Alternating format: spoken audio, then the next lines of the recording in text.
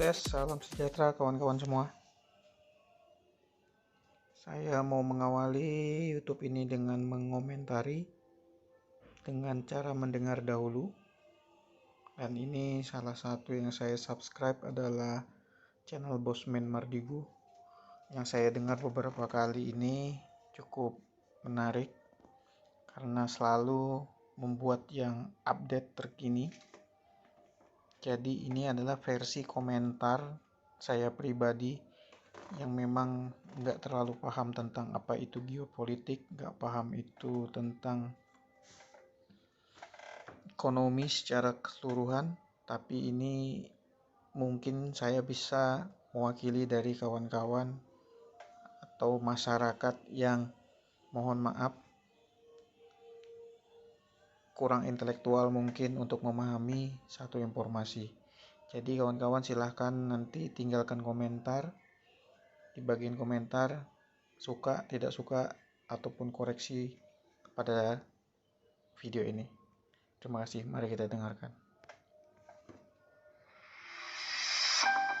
Bye-bye dolar. Rupiah dan yuan sekarang berkolaborasi untuk menggunakan mata uang lokal bilateral dua negara. Sebuah judul yang sederhana. Sesederhana jutaan rakyat bodoh seperti saya yang kagum akan keberanian keputusan tersebut. Saya ini sangat bodoh urusan ekonomi. Jadi kagum dengan keputusan yang baru saja diambil oleh pejabat keuangan negara dan pejabat tinggi lainnya. Keputusan tersebut saya tidak bisa bandingkan. Saya hanya rakyat jelantah, ilmunya abal-abal. Tapi ada banyak orang yang memiliki common sense atau akal sehat bertanya dalam hati. Kalau kita kerjasama, maka status kita harus sama tinggi, duduk sama rendah. Maka kita bisa melakukan kerjasama yang saling menguntungkan. Tapi kalau berat sebelah, maka tidak ada hal yang sama dalam negosiasi agar saling untung. Tetapi yang kuat atau yang posisinya di ataslah yang banyak diuntungkan atau yang menang. Dalam hal transaksi dua negara Indonesia dan Cina, saya berharap impor dan ekspor kita sama nilainya. Ternyata kita defisit jauh alias impor Indonesia kebanyakan dari Tiongkok. Lalu kalau impor kita lebih banyak alias Indonesia kebanyakan beli yuan, maka posisi kita rupiah tertekan terus dengan yuan dong. Kita jadinya kalah terus alias kita jadi wajib nyetok yuan.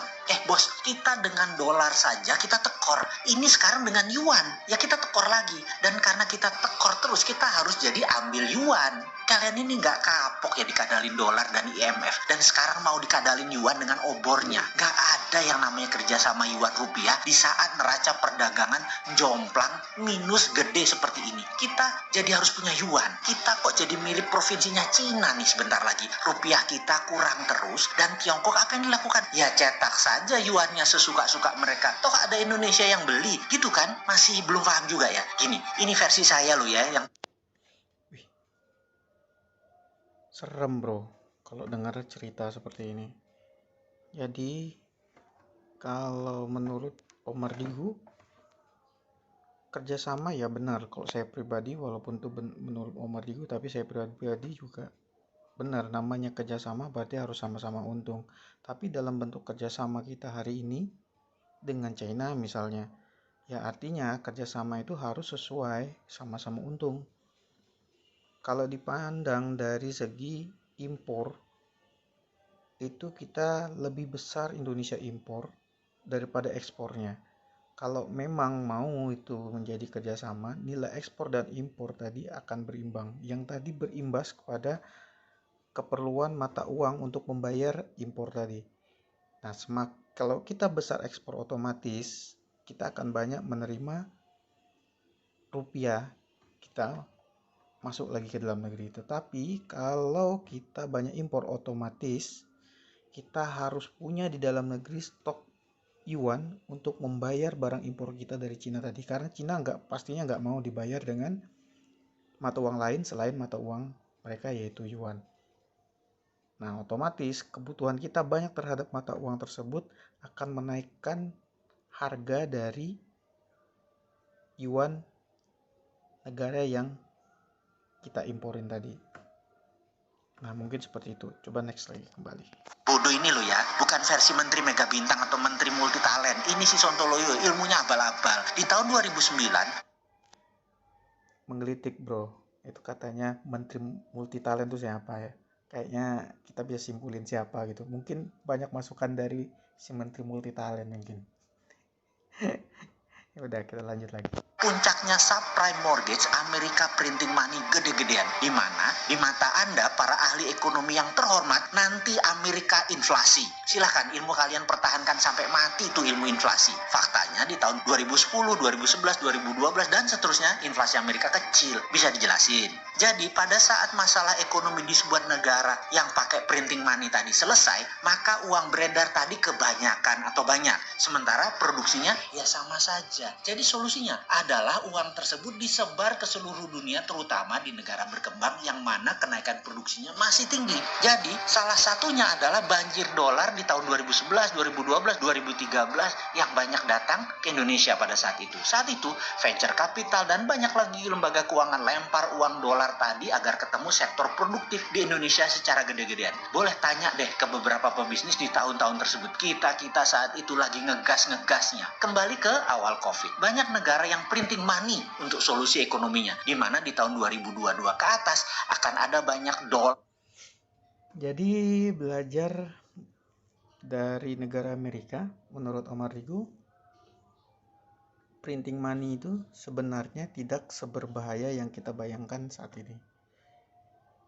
Printing money itu bisa membantu satu negara asal pencetakan uang tadi ditujukan berdasarkan dengan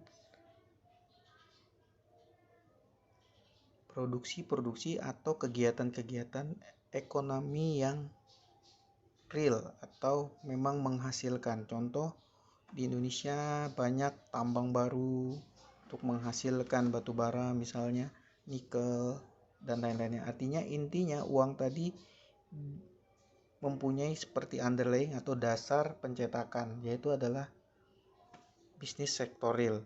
Nah, kalau memang di Indonesia mencetak uang, berarti catatannya harus mempunyai sektor real untuk menjalankan atau menggunakan uang tersebut. Seperti itu pemahaman saya. Coba kita lanjut lagi. Yang banjir masuk ke negara dunia ketiga, ke negara berkembang yang akan dipadukan dengan sektor produktif. Karena di negara pencetak uang tadi, sektor produksinya terbatas atau terhitung dan tidak bisa menelan semua uang yang mereka udah cetak tadi. Inilah pentingnya kita berteman dengan negara pengendali dan negara-negara sekutunya.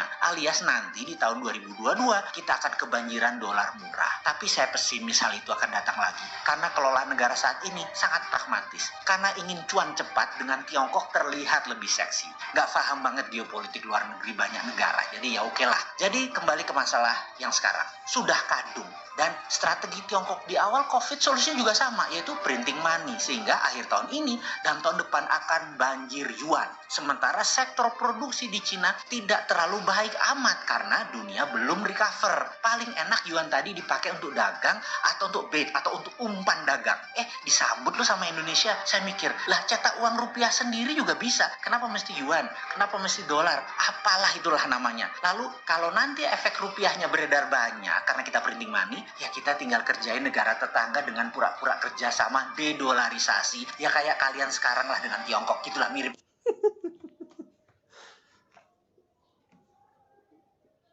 Lucu ya bro ya pemikirannya. Harusnya juga Indonesia bisa juga ya printing money dan ngikutin cara mereka. Sebenarnya menurut Omar Digu yang saya tangkap simple.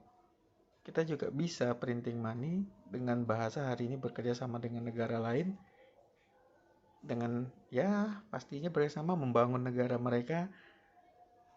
Artinya kita sudah ngutangin mereka, investasi ke mereka menggunakan uang kita, dan mereka nanti bayar ke kita kembali. Kita lanjut lagi. Mirip negara Vanuatu yang ngocol itu kita kerjain, Solomon Island kita garap, Timur Timur Papua Nugini kita garap. Itu baru namanya pejuang bernegara. Kalau saat ini kok selalu jadi victim si bernegaranya, ini otak kita rakyat yang bodoh atau memang pejabat negara yang terlalu pintar hingga rakyat yang jelantah ini memang nggak bisa paham langkah mengelola negara kalian. Mudah-mudahan kalian benar. Kalau suatu hari nanti kelihatan hasilnya negatif, apa nggak takut sama dosa kalian itu? Dosa karena tidak berilmu dan dosa karena tidak mau denger. Oke. Bro, itulah tadi kesimpulannya hari ini dengan kerjasama sebenarnya dengan Amerika dengan alasan dedolarisasi, sebenarnya menurut saya pribadi bukan kerjasama, karena satu hal yang akhirnya membuat kita nanti ke belakang dengan data hari ini kita tidak bisa setara atau tidak bisa sama-sama untung. Dengan apa? Catatan adalah dari impor dan ekspor kita. Impor kita jauh lebih besar daripada ekspor hari ini. Mungkin itu yang saya bisa simpulkan. Kawan-kawan boleh tinggalkan komen di kolom komentar, suka mau tidak suka, ataupun memberi kritik dan masukan pada saya. Terima kasih, salam sukses.